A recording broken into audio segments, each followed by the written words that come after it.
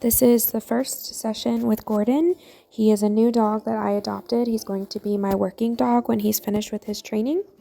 I'm working with place today, and I'm also working on him giving me attention and focus. I have Toby in the room as well. I want to slowly introduce them in a structured way. That's always better than just releasing two new dogs together. You definitely do not want it to be a free-for-all. It should be very structured in the beginning. So they're just getting used to being in the same room together while Toby's on his place and while I practice place with Gordon. So he's getting rewarded when he gives me attention. I bring him off the bed and back on, so he starts to learn the expectation. Anytime he relaxes on the bed and lays down, I give him a reward. So he did that there, so he gets a treat. I'm using an e-collar to help with his attention and focus on a very low level, and that also helps him with the place command.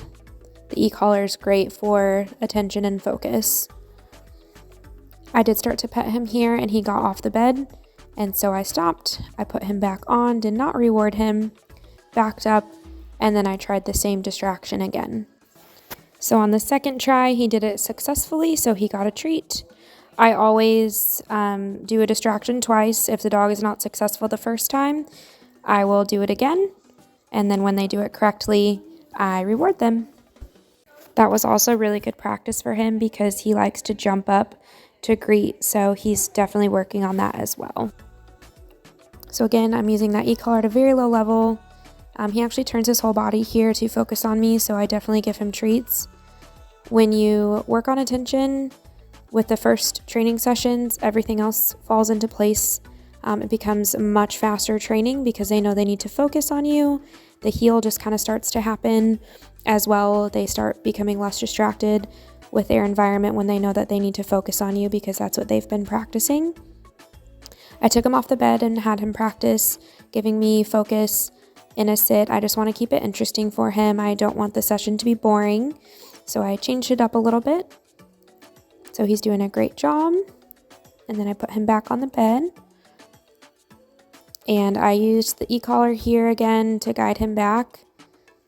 And I did not notice that he didn't put his back leg up until about right here I started to notice. So I guided him back on. I did not reward him there because at this point he knows the expectation. And then he will relax here, so I gave him a treat. And then I did let him give me some kisses.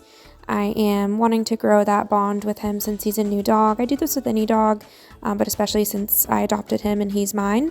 And it's also really good for Toby to see this happening, again, structured, where he can't, run up to me right then. And then I walked by Toby just to get them close together, have them kind of sniff each other, being in the same room.